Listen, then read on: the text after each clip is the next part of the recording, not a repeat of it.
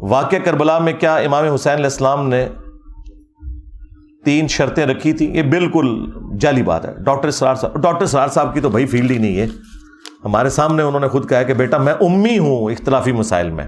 تو میں نے کہا ڈاکٹر صاحب مہربانی کریں، جب آپ امی ہیں تو آپ ان مسائل پہ بات نہ کیا کریں.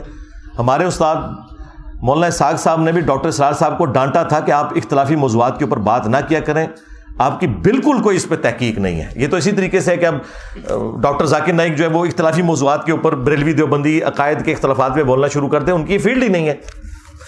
اس کا یہ مطلب نہیں کہ ہم کہتے ہیں ان کا حاکم نے چھین لیا ہے، نہیں.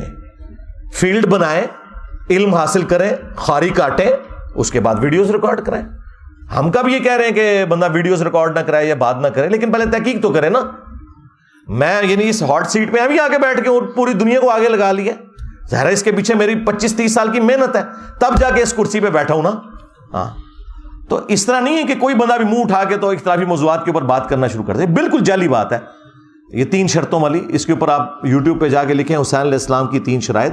یہ جس کتاب سے پیش کر رہے ہیں نا، اس کتاب میں تو پھر یہ لکھا ہے کہ یزید کے باوجداد کے تابوت جہنم میں.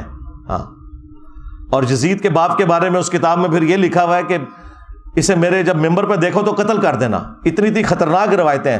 اس لیے ہمارے استاد شیخ زبیر علی صاحب نے کہا تھا یہ امام بلازری کی جو کتاب ہے نا انصاب الاشراف، اس سے جان نہیں چھڑاؤ، یہ کتاب ہی جعلی ہے.